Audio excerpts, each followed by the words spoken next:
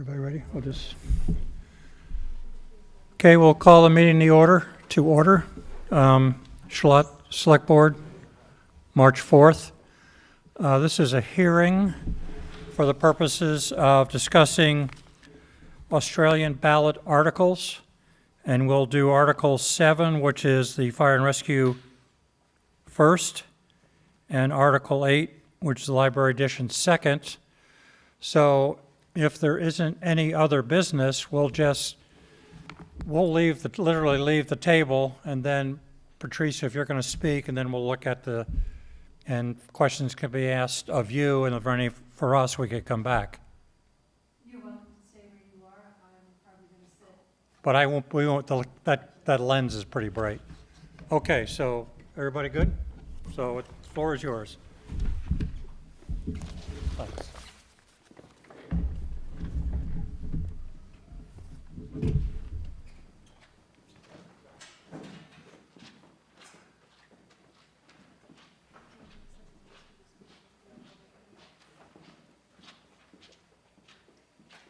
So we came to the school this afternoon to set this up, and then there was a first grade PE class, so he's got a little to show us.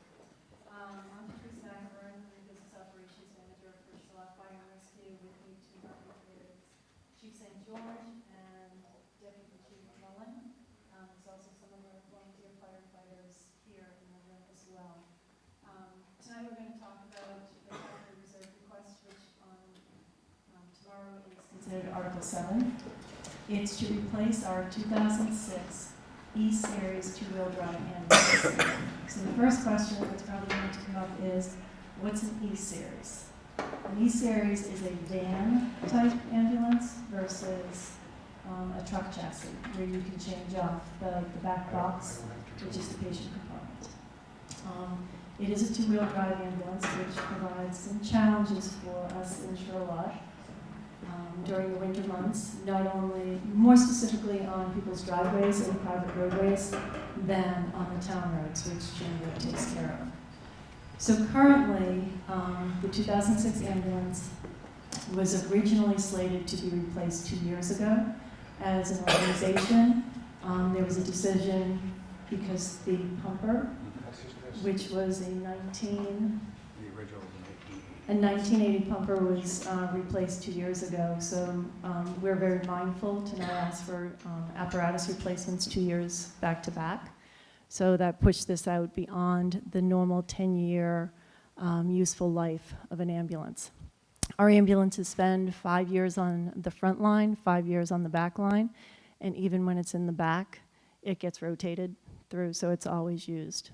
The current 2006 ambulance is not compliant to current EMS safety standards, and I'll let Rob speak to that in a moment. We've had ongoing electrical issues with it. Our maintenance costs are increasing. It's no different than your own vehicle. The older it gets, the more attention it needs. It's also driving our operating expenses up on a monthly basis. We've had frequent mechanical issues. It lacks a backup camera. Backup cameras are important when you're driving an ambulance. When the duty crew arrives at your house, they don't pull straight into your driveway.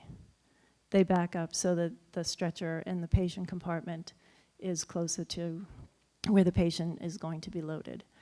It has a manual stretcher, and generally it's unreliable. Right now it is out of service. It's not very attractive. You know, you're talking about an ambulance. But we put together a little video that we're just going to show you before we open it up for questions. So a lot of people know what a manual stretcher looks like. Yes? Okay. So this is a video we took today. This is a power lift system. Yes, I was recruited.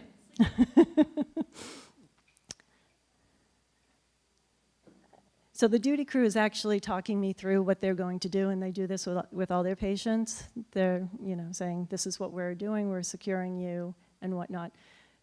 The stretcher that I'm currently being secured to is a power lift. And we used special funds money to purchase this.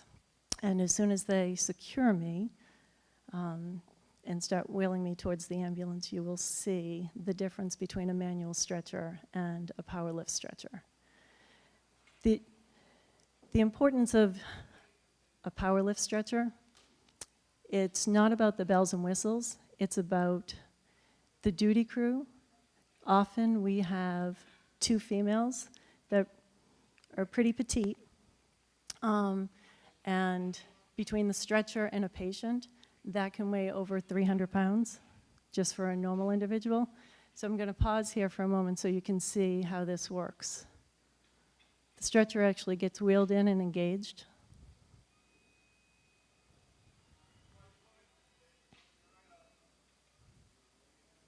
In a normal manual stretcher situation, it is up to the 2-person crew to actually lift that stretcher and the patient up to the patient compartment and slide them in.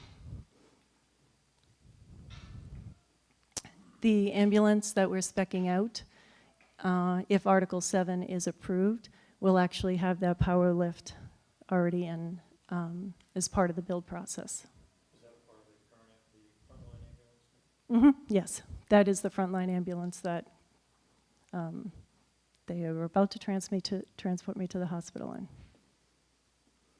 So, questions about Article 7. It is for $275,000, not to exceed. It is a 10-year bond. It's been on the capital equipment replacement plan for a period of time. And as I mentioned, we actually delayed it by 2 years so that we could replace the aging pumper.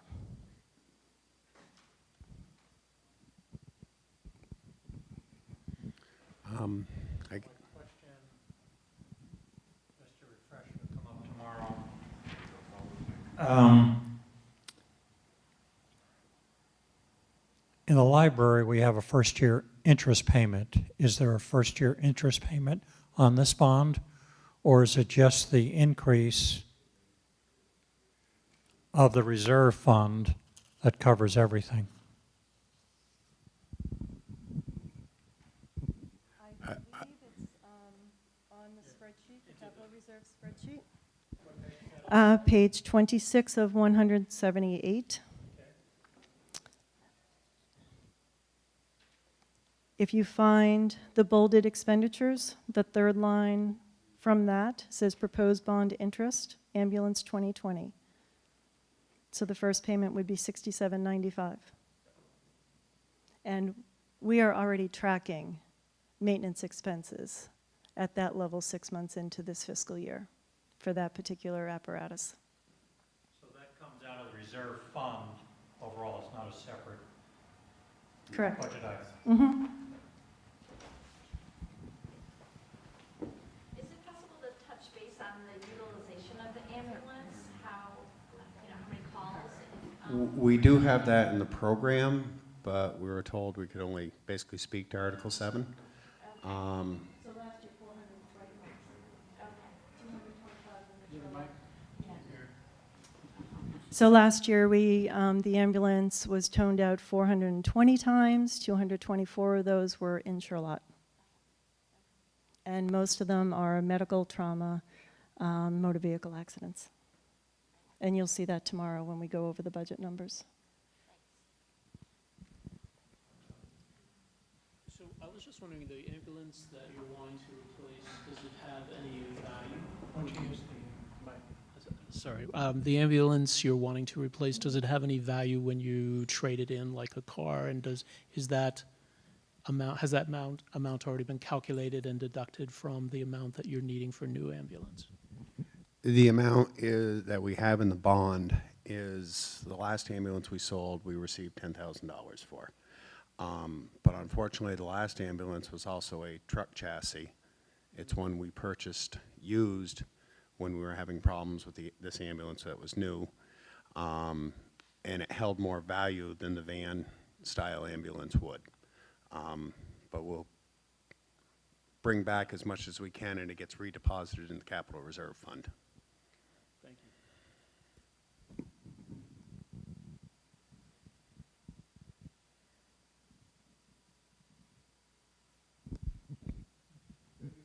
talk about some examples of what's an upgrade from your frontline ambulance to what this new one's going to be? Just some highlights? Right, so our current A1 is an F450? Yes. You know, you start getting into all those Fords, I get confused. I know the committee consists of about 7 members, including Rob Mullen, who I'm going to hand the mic over to, and he'll tell you how many manufacturers we've actually looked at already. They've been diligent about bringing different ambulances into the station, evaluating them, the pros and cons. We've also had our chief mechanic and engineers involved in that process as well. But the outcome is two-wheel drive. I assume you're going to be looking at four-wheel drive, other big ticket items there? Yes. Well, what we're looking at is another Type 1 ambulance, which is a F450 or possibly even a 550 chassis. The biggest thing with the one we're trying to replace is, as it says up there, it's unreliable. One of the other issues is that there's been a lot of safety standards that have changed in the last few years, and the current A2, which is this one here, does not meet those safety standards, such as crew restraint systems. The new standard is at least a 4 to 5 or a 6-point restraint system for the crew in the rear of the ambulance. We don't have that.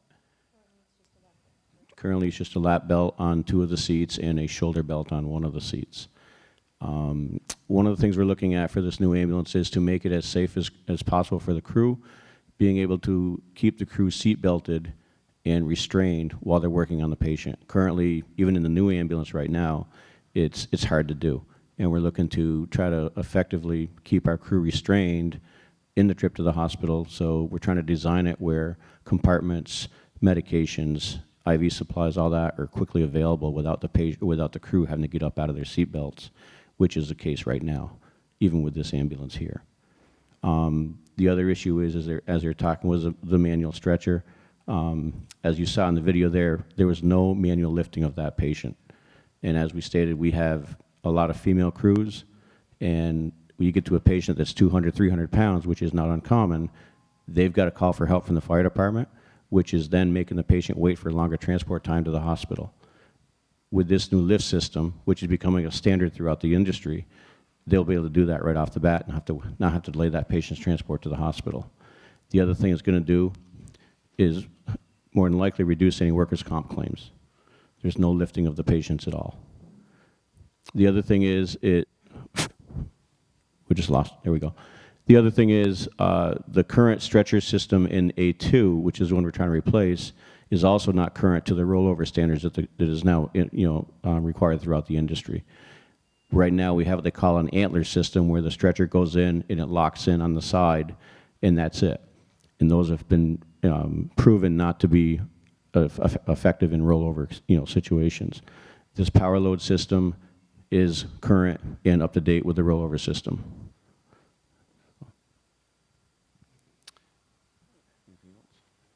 What's the scheduling as far as going out for bids, and when would you like to have this one in place, the new one in place? Well, we've been meeting with different manufacturers. I've had, I think, 4 different ambulances come up. We're looking at a 5th one the day after tomorrow to come up. And the committee that we've developed is, I think, 7 members. And I've asked every member of the service for their input and their feedback on what they'd like to see on the new ambulance. And we're sitting together, every time we see an ambulance, we sit together afterwards, talk about the goods and the bads of the ambulance. Our mechanic takes a look at it, and he's looking underneath to see how it's built structurally. Is it sound? Is it put well together? Is it going to be easy to work on? And after that, we're going to sit down again. We'll talk about the features we want to have. We'll come up with a set of spec sheets, and we'll send it out to more than likely 3 bidders. And then we'll have them come in. We'll sit down and do some drawings and go from there. I'd like to have this in place, if we can, before 2019 ends. The build time is about 250 days on an ambulance. Any calendar by the end of this calendar year? Yes, by the end of 2019 calendar year, if I could.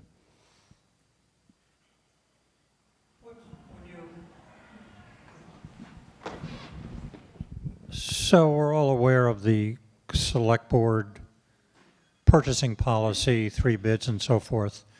I'm trying to remember how we do it with fire and rescue, like in the pumper. You get 3 bids. That's all handled within fire and rescue, is that correct? Yes, we do go out for competitive bidding, but the viewing of all these different ambulances lets you weed out the manufacturers. So you're not going out and someone's coming in with junk. They'll be the reputable manufacturers who build decent products that will last and won't fall apart when we're pounding them across the dirt roads in Charlotte, hurrying to your house because you're having a medical emergency. Our purchasing policy, I think, pretty much mirrors the town's, doesn't it, Fritz? So we have that purchasing policy, we follow it, and try to get the best bang for the buck we can.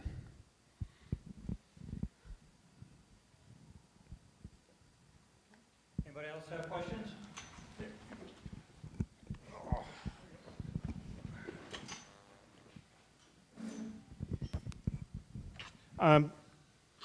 Peter Trono. How many crews do we have for the ambulance now? Do you keep 2 ambulances running? We have 2 ambulances, one is a backup, that is not staffed. Do you have enough staff to staff 2 ambulances? Not on duty, no. No.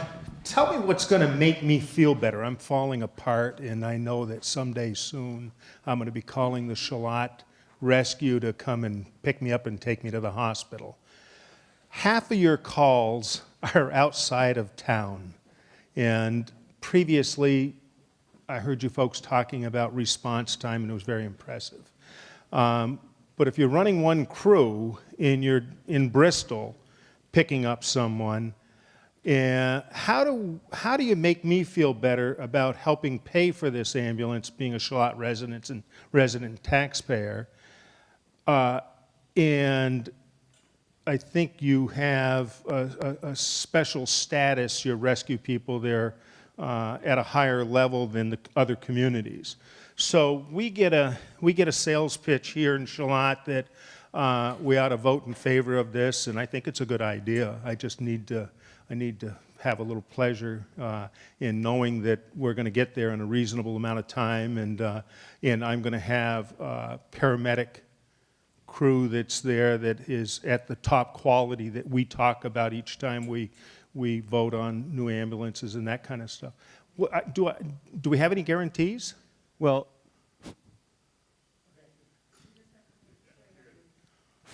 no, there's not. Okay, there it goes. Well, in Charlotte, we have 24/7 full-time staffed EMS crews on the advanced life support crews on the ambulance. You will not find that in a lot of the communities around us.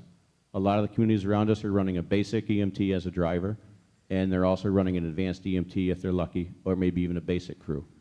With Charlotte, we're 99% of the time, 100% of the time, running an advanced life support crew. ALS crew 100% of the time.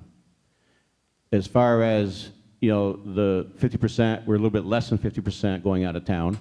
However, we have a mutual aid pact with the agencies around here that is governed by District 3 EMS, which is a district run out of Chittenden County, that they dictate who covers what other areas when the other ambulances are out of service. So when we go out of town for another call, you're still covered by, it may be Shelburne, it may be Virgins, something to that effect.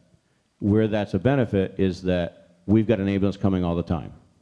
It might be a little bit longer, but also with Charlotte during the daytime and sometimes during the evenings and weekends, we also have first response crews that if there's a medical call that goes out when the ambulance is not readily available because they're up at the hospital or transporting another patient, we have first responders that jump the calls as well. You don't get that in a lot of communities. The other thing, Peter, the last time we ran the numbers, our turnover rate, which is calls that in the town of Charlotte that the Charlotte ambulance doesn't take for one reason or another, be it multiple calls at once or we're already on that call to Bristol, is running about 2%, which is fabulous. If it was 15 to 20%, there's a major problem there. seeing that half of the calls are outside of Charlotte, and just by A the little nat- less, about 40%, yes. By the nature of being outside of Charlotte, we're putting more miles on our ambulance going to the outer areas than we would be just serving Charlotte. Is there a facility for getting reimbursed other than going to the patient? I've suggested this before, and it doesn't seem to get any traction, probably because it's not a good idea, but When we are outside of town, say we're going to Virgins, yeah, the calls are also billed by the mile. yeah, So distance, we are getting reimbursed from that. Because of the mutual aid system, we're not going after the town for whatever calls, just like they're not going after us for when they come into the community of Charlotte. That's required. Now, if we picked up a contract, we've heard rumors around us in another community, that would have to be a whole different negotiated contract, not only billing, but within the community itself. Say if we picked up part of a community, there should be something coming back to the community to cover the capital expenses. Have you had any further discussions about a regional ambulatory service? I wish things would move that way, but within the district, that needs to come almost out of the district and almost out of the state level. There are ambulances in the state of Vermont that are actually shutting down because they can't find the volunteers. Cabot is one of them. They can't find the volunteers. They're actually contracting with another community for billing, plus I believe it was like a $45,000 fee. Regionalization is going to be the way to save money, but as a resident of Charlotte, if they regionalize and they pick where call volume is, I don't know if I'd want to go there because it doesn't guarantee there would be an ambulance in the town of Charlotte. If there could be a regional cost-sharing benefit, that I would love to see. But personally, I like the fact that we have an ambulance going out the door in 90 seconds to 98% of the calls in the town of Charlotte, and we're not waiting for a volunteer crew to get to Bristol Station for 10 minutes and then 30 minutes of road time. Thank you. And one other thing to add to that, Peter, is that I can tell you, since I've come on board here in May of 2014, we have never logged any out-of-service time due to non-staffing of the ambulance. And that's also a really good thing because it has happened around around our community, that ambulances have been out of service. That's on a single crew. That's on a Yeah. staffed ambulance. Yeah. They cannot staff an ambulance, so they have to go out of service. Yeah. That has never happened in Charlotte, and that's my goal, to keep it Yeah. that way. Good. Thank you. One thing that Rob probably won't add to that, but I will, is there are paramedic intercepts. So if we have a medic on board and somebody is having a cardiac event and they call for an intercept, going from Middlebury or Virgins up to the hospital, our medic will jump on that. And during the day, because Rob is an AEMT, an advanced EMT, our ambulance stays in service and just our medic goes with the other ambulance and they deliver them back to us. So we're still covered even though we're doing the intercept. I feel better. That has helped in the turnback Great. Thanks. All right, I think the library may want to do this unless there's any other questions about an ambulance. You just switch over to your... Who should I hand it to? Nan, are you up? Danny?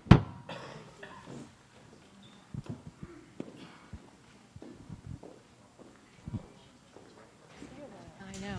It's cold in here, though.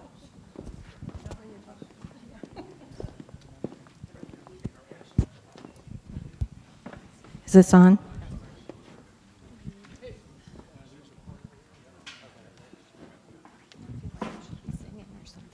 Well, that's why I said.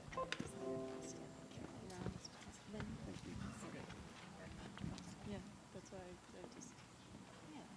It's a casual conversation.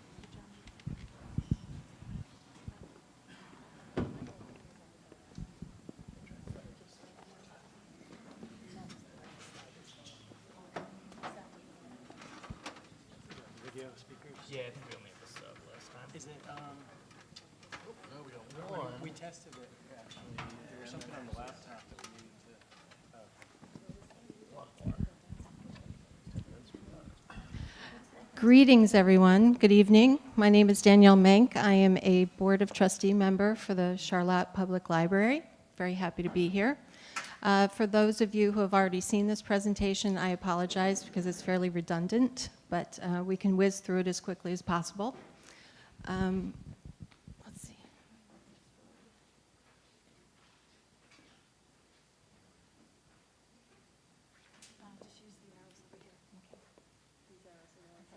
I should have had a tech issue. Dean, I apologize.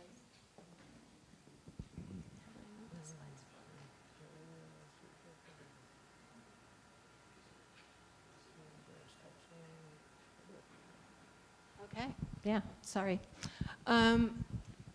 What we're all about is community. It's the one building in town where everybody's welcome.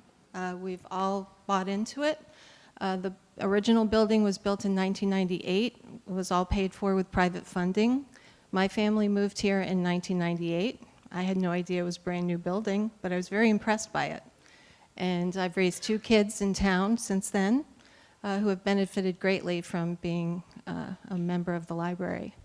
Our mission statement is to advocate and support lifelong learning by providing information services and programs for all ages in a welcoming environment. So, thanks.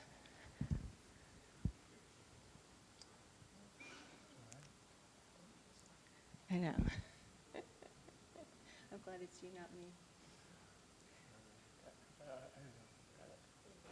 Yeah, thanks, team. Our strategic plan is to foster community engagement. Again, that word pops up, community. We're promoting literacy, lifelong learning.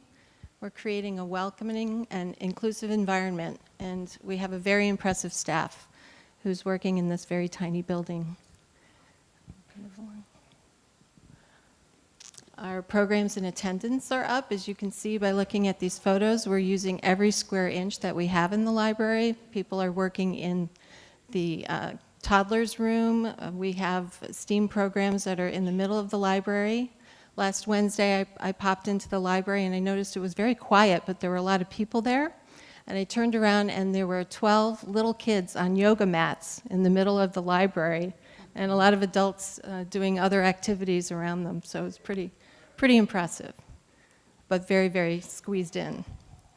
And as you can see, we've run out of space. That was a case in point, definitely. Our facts and figures, our annual visit count is very high. We have about 22,000 people come into the library per year. The computer use is way up. We have a whole lot of meetings in the library that all happen in the center of the library. If you've been there, there's one central table that everything happens at. The thing that we're especially proud of, the factoid, is that 70% of Charlotte residents hold the library card. We've got huge circulation numbers still. People are still reading books. They've increased since fiscal year 2013, and it runs across all demographics, every age group you can imagine. A lot of people go into the library to telecommute because we do have Wi-Fi. There's tutoring available. We do help kids do private exams and things like that in the back of the space. And there is computer access for everyone.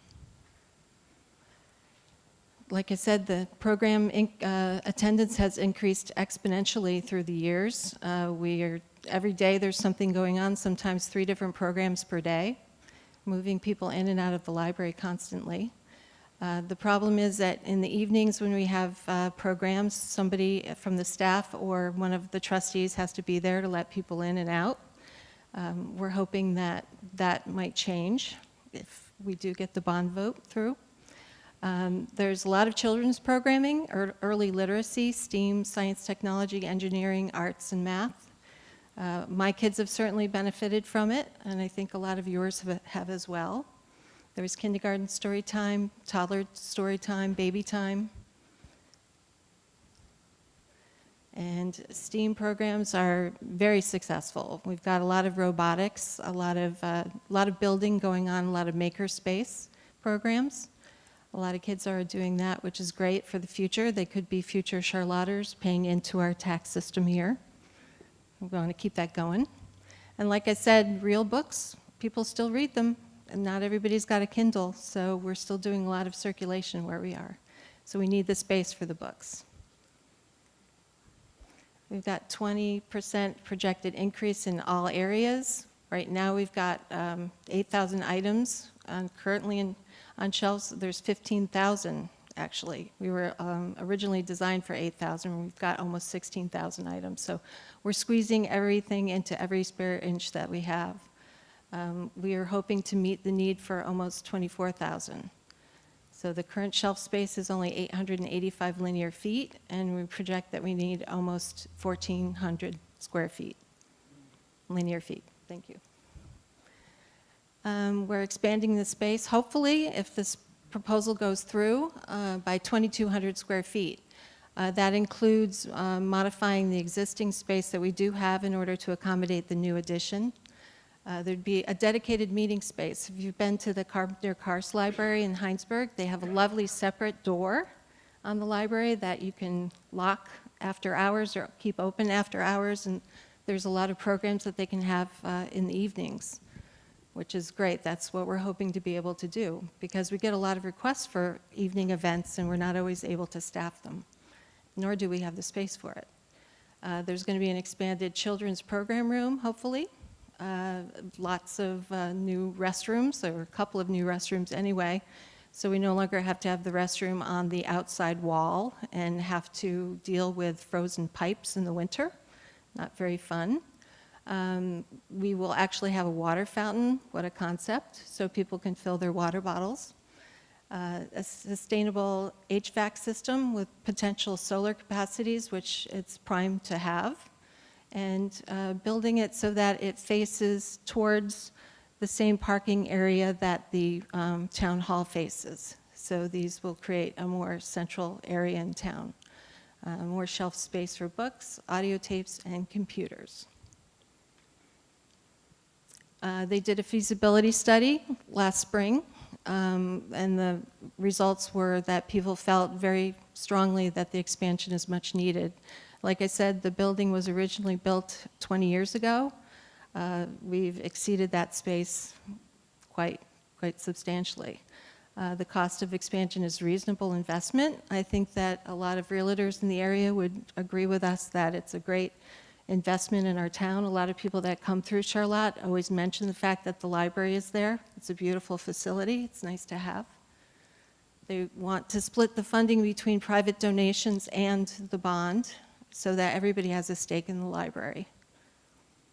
And the sketch plan was completed last summer. It highlights and complements the existing space and allows for the continuation of the library's success.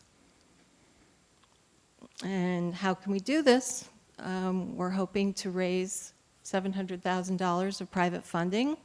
They've reached over half of that now. The proposed bond ballot vote for $700,000 at town meeting happens tomorrow, so hopefully people feel positively about this as we do. The total cost of the expansion is $1.4 million. As somebody said, we've already got about 1.1 if the bond passes, so that's great. As you can see, our costs are a lot lower than other towns in our area. And how will this impact people? I think this is the surprising fact that people respond to. They imagine that a $700,000 bond will cost them a tremendous increase in taxes. It's not, really. It averages less than $5 per year for 20 years for a $100,000 property. So we like to say that it equals the cost of a pancake breakfast. So we're hoping that people feel the same way that we do and reflect kindly on the library. I think an expansion every 20 years is not asking too much, but we're hoping that you feel as strongly as we do about loving the library. Thank you. Yes. How will the library continue to operate during construction? Well, the idea, pardon me. The idea is to transition. The library will be open the entire construction period. What they're hoping to be able to do is to focus on expanding one area while the circulation area is shifting to another part of the building. So that's been in the plan as well, that it would be a very seamless operation. So we will not have to close the library at any point during construction.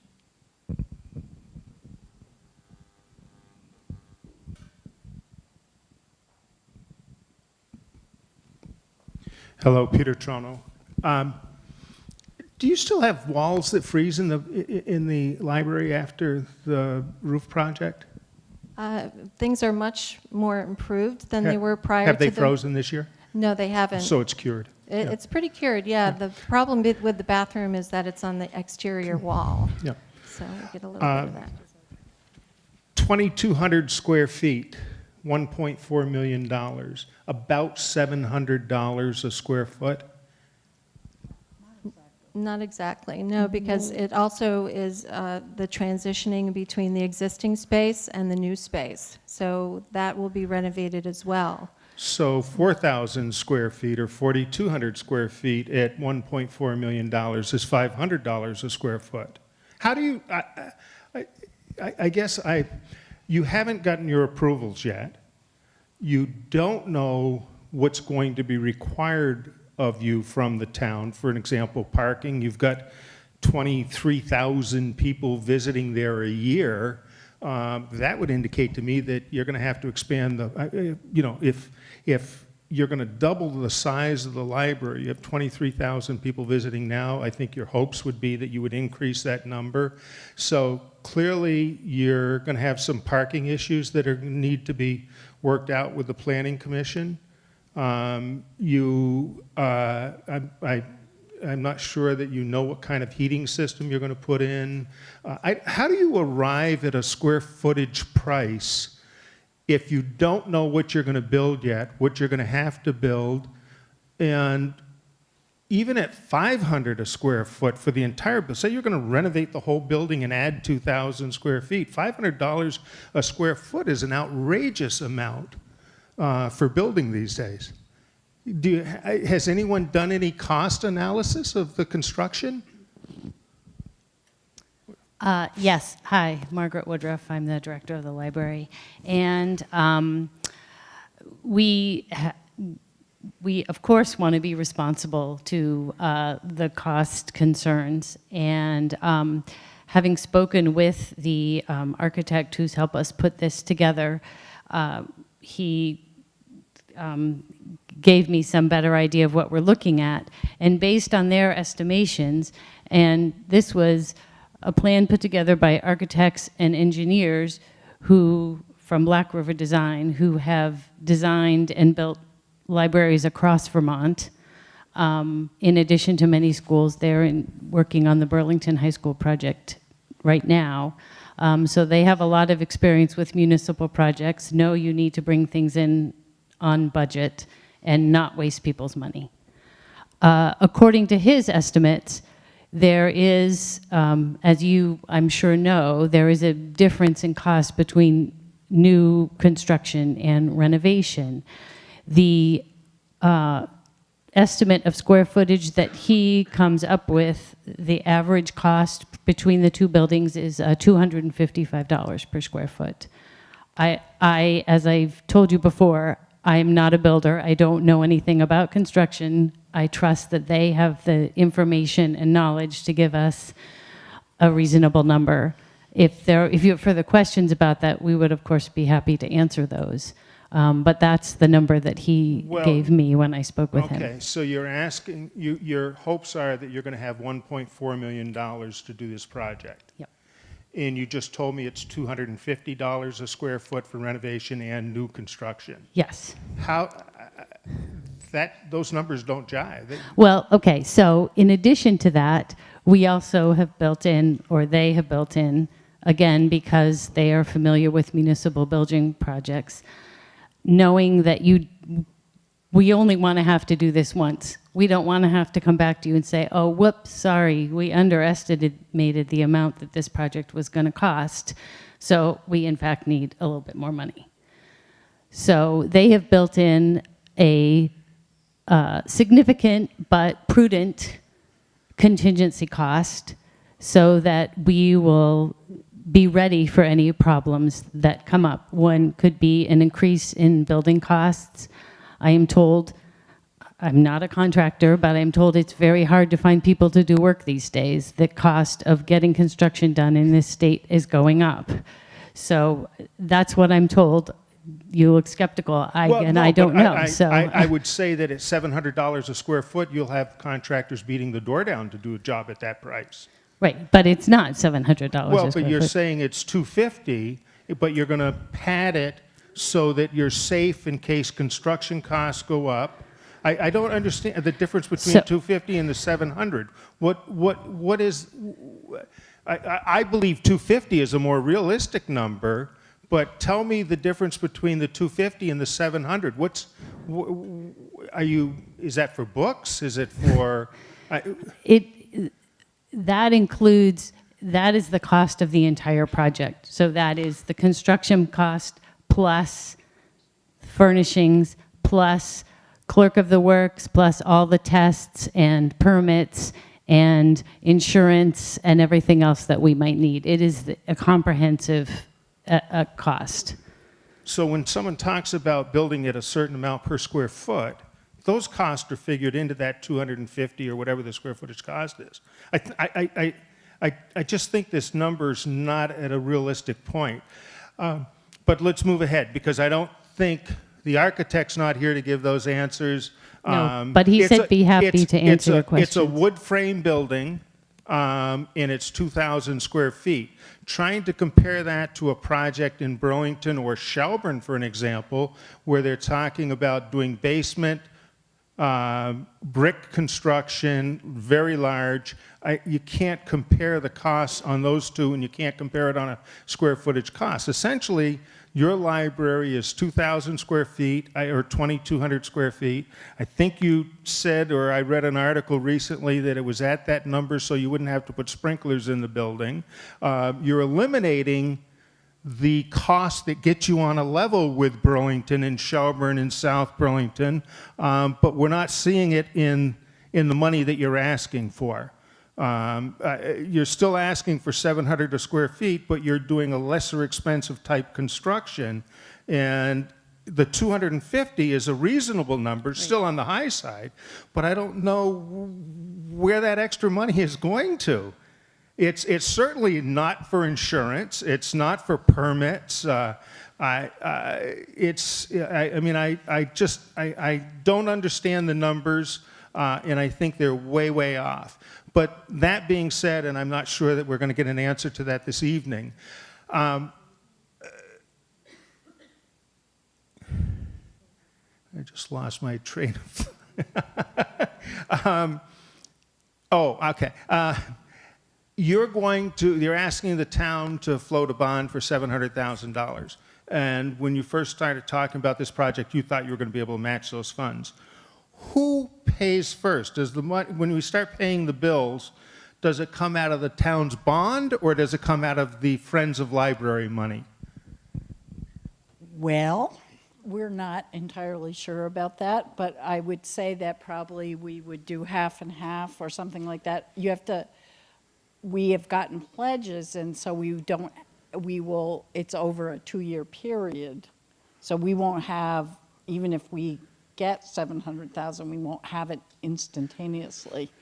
So we're going to have to, there's a lot of unknowns in this, in the sense, going back to your original thing, we have an architect who has done a lot of municipal buildings. He's done libraries. He had a cost estimator, and that's how they came up with it. There are contingencies because, and the hope is that we're not going to spend that as quite that much. But so if you don't spend that, and you deplete the town's funds, the 700,000 first, then what happens to the money that you're having pledged to? We just pocket it. No, It's not. I don't find a lot of humor in this, to be honest with you, because I think the numbers. I think the numbers are so out of whack that it's hard to. We are by no means, we're doing the best we can. We're not professional builders, we're not professional anything. We're just, we are going with, what people who. If I could make a suggestion, it would be slow down a little bit, get your approvals, because you don't have your approvals yet, and move forward with this and bring it to the voters next year. When you've raised your $700,000 and you know that you have that money. Well, by next year, the cost, I can assure you, will be considerably higher. And what's going to happen that's going to make it so much higher next year? Well, inflation and the cost of building supplies and all kinds of things like that. I mean, we've been through many of these. I mean,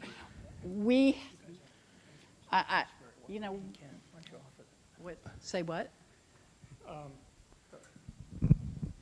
And as far as parking goes, we will not have 20,000 people here at one point in time. No, you'd have 60 a day if you were open 365 days a year. You'd have 60 people visiting the library in a day. As to that, I mean, one point that we would like to make, and we've made several times, we don't anticipate having more programs. We just anticipate having room in the actual building to accommodate what we have right now. So we don't anticipate that the parking is going to be that much different, to be honest. Is there a place where we can read the feasibility study? Is that online someplace? Is that available? Feasibility study, the way a feasibility study works is that people agree to be in a feasibility study with the condition that it's confidential.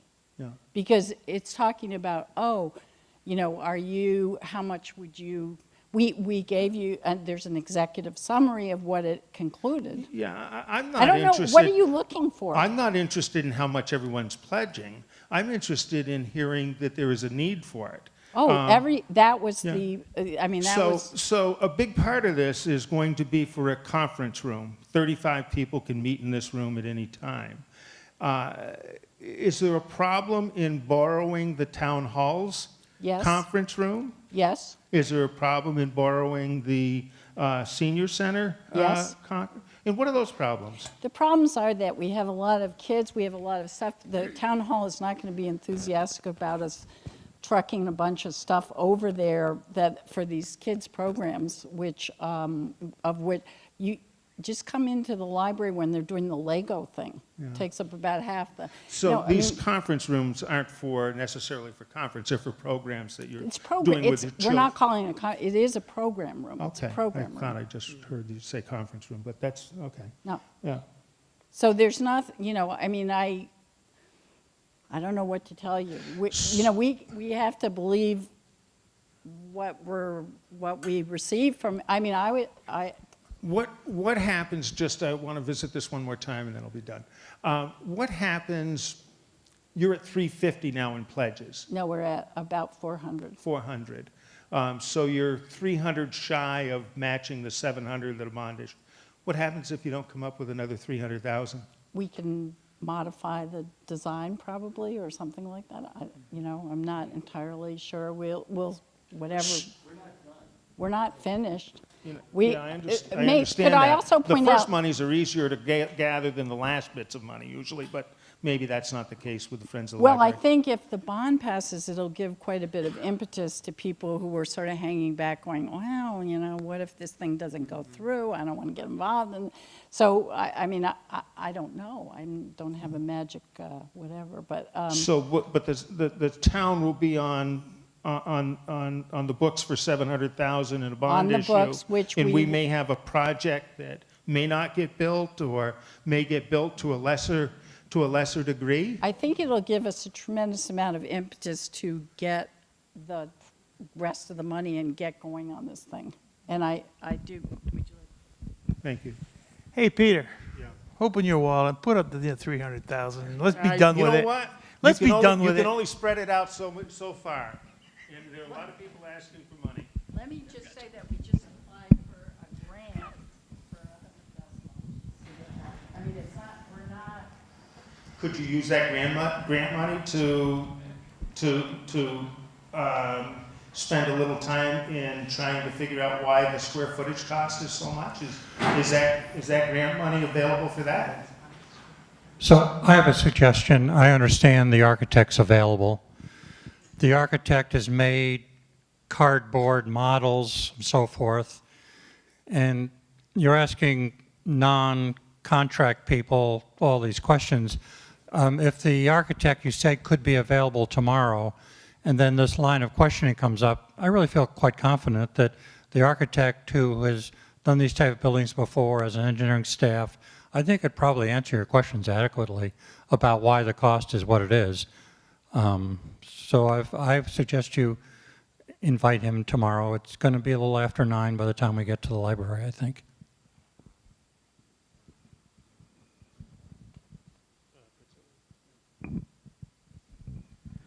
Part of the problem with not having a hard price for the library yet is the budget contains the money for working drawings. So there is nothing that you can send out to get a hard number from contractors. So it's just the nature of the process.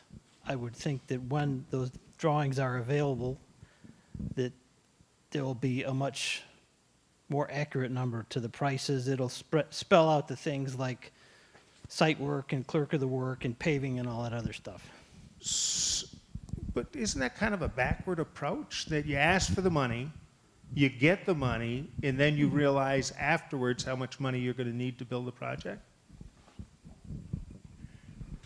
Well, how would you do it otherwise? You don't have money to develop working drawings.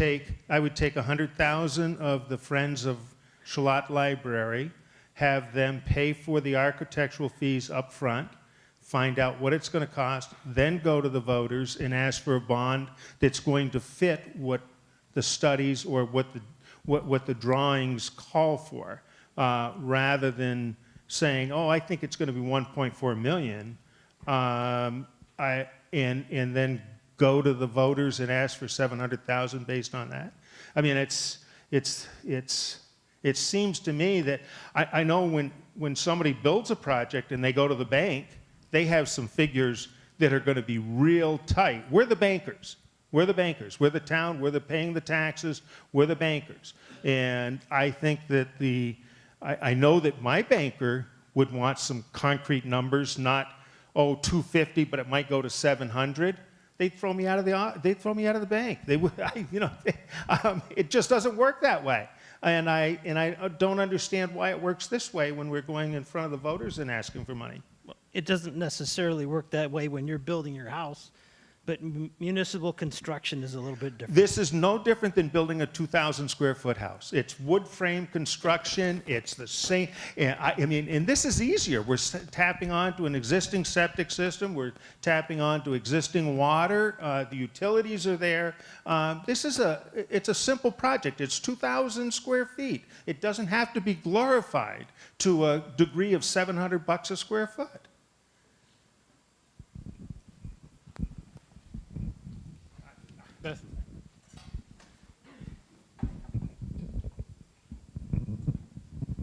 I'd just like to say that I think we all in this room are taxpayers. Everybody who's worked on this project pays taxes. I think we're not fiscally irresponsible people, and we would never bring this to the voters without having done our homework. I'd like to finish, please. Yeah. The Friends of the Library have already paid a substantial amount for the architect to come up with the initial drawings and the initial figuring. And I think the architect has used professional people to cost out what we've been looking at. We would never obviously go this far without having some sense of we're on the right track, and the $700 is not the right square footage cost, considering there are many contingencies at this point.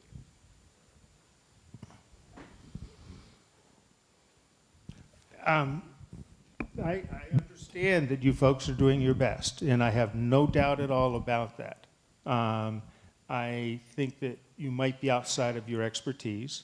I've and- been down this Yeah. road before. Yeah. We Well, built that let me- building let me 20 ask a years question. ago. No. No, I was just talking, and you asked me not to interrupt you, now I'm Okay. asking you not to Okay, interrupt me. fine. You recently put a new roof on the library. And didn't. no, but the library did. The town And- did. Yeah, well, the library came in and asked for the money, and they're the ones that made the presentation. I sat through them, I watched them. And I believe the first number they came up with was $45,000 to put a roof on the building. And there was some question about that, whether or not that was a good value. It seemed kind of expensive. Can you tell me what the end cost was when they got all done? I'm not a library trustee, so I wasn't involved in that process. Anybody with a library, was it in the $145,000 neighborhood? 120,000? Fritz, what was it? Yeah. But they first started talking about, so I guess my point in this is that it's a confidence level. And now you're proposing not a roof, but you're proposing a 2,200 square foot addition. And we were off on the roof by quite a lot. And we were off by diagnosing the problem. And that's why I asked about the frozen pipes, because part of this whole thing was to solve the problem of the frozen pipes. And I'm glad that they did that. I'm glad it worked. But the numbers were way off on that one. And I guess my confidence isn't there that the numbers aren't way off on this one. Well, the numbers weren't way off on that one. The original price was for just a roof, and then it became apparent that once you replace the roof, you're never going to change the insulation underneath it. So the proposal was to insulate the building and replace the roof. And that was put out to bid, and that number came in about where it was. I mean, it wasn't just a roof, and I don't know where you got the idea that the original proposal was roof only. Well, the original proposal was roof only, and then there was a discussion about insulation and needing to upgrade the insulation, and then it expanded into that. But the original discussion was about a roof only. We're talking about a different project, and I just think that the numbers are off on this. And again, I think it's kind of interesting that you're asking for the town to float a bond on a project that hasn't been approved yet. I think that's a bit unusual. And I would like to see it slow down, get your approvals, and get some hard numbers on what the square footage cost is going to be.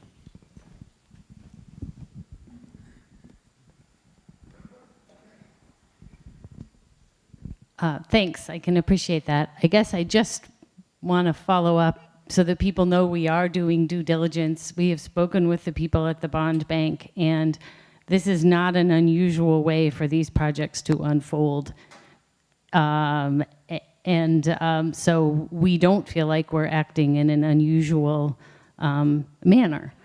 And as far as the bond goes, and I think this came up before, and I believe it was the architect who helped clarify this, the bond is for the fire equipment that is being asked for as well, is up to a certain amount. Certainly, if things come in under that, we're not going to ask the taxpayers for money that we don't need. So I think it's important to keep that in mind. Well, I think we have to work something out. And actually, I have a call into the bond bank to find out about what those possibilities are. I don't want to speak for something ahead of time. Doesn't the town float the bond and not the library? Isn't that a town responsibility to do the bond legwork? The town floats the bond, yes. But I am allowed to call the bond bank and get information because I wanted to know, so I did.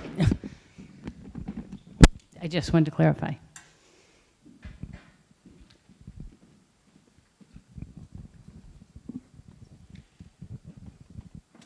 I make a motion that the amount that's drawn from the bond not exceed what the library portion is.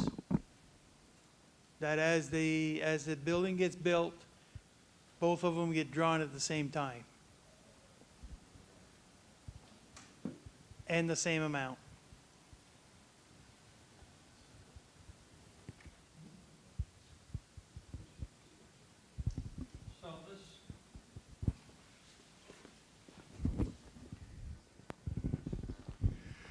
This is a hearing of the two articles.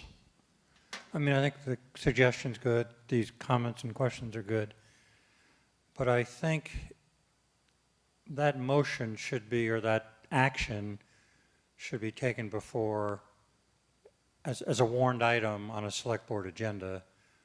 So as we do other action items, you know, we have it out in advance.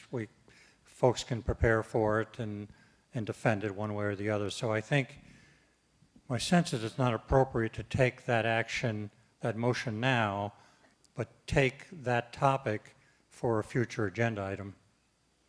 I mean, the vote tomorrow for the Article 8 is going to take place. It's on the ballot. It's going to take place. So I think that should be clarified, and I think it should be as we refine the process.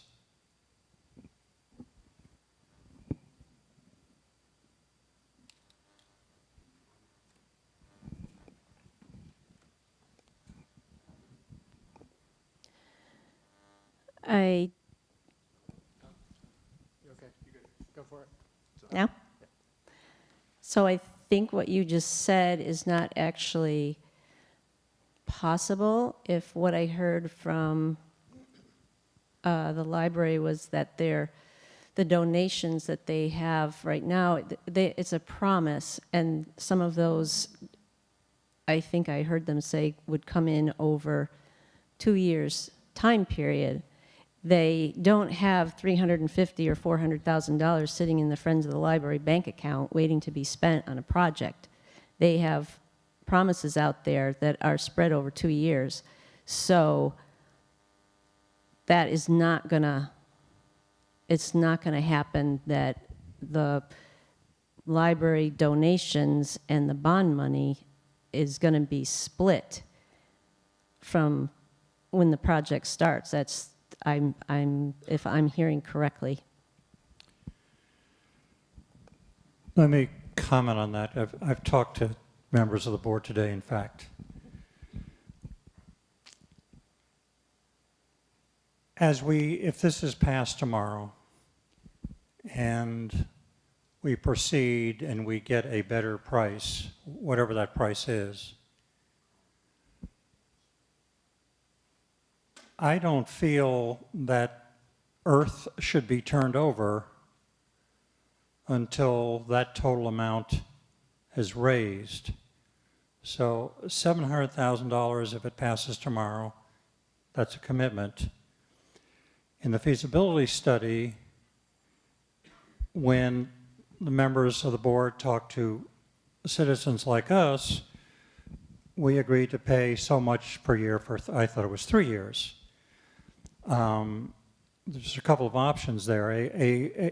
These are kind of like a promissory note. So if a contributor says, I will pay $10,000 over 3 years or 2 years, that's a promissory note. The money's not in the bank yet. From my perspective, and we do this in another organization I'm involved in, if you have that promissory note and it adds up to the $700,000, then I think we're home safe. But I wouldn't, as you have said, I would not want to, if the cost of this is going to be about $1.4 million, I would not want to turn over the earth and get started until I know that that money is secured in total, 700 plus the 700. And granted, the library board is not there yet. They feel, in my talking to them, that once this is passed, there'll be more enthusiasm to continue the fundraising and get to that additional $300,000.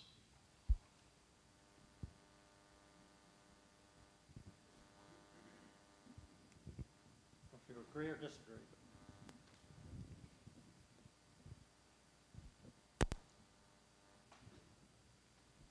Any more questions? Thank you. I just have a comment. Yes, my name is Jeff Martin. I have a question. How many towns in this area do you know of where private funds are being raised in combination with public funds to build something like a library? They are. And do you know what the percentage is roughly? Or okay. I find it a little ironic that this money is being raised. I know from being on boards how very difficult it is to raise money. And it's very common for people to commit to funds over a period of time, 2 to 3 years, I think is quite common.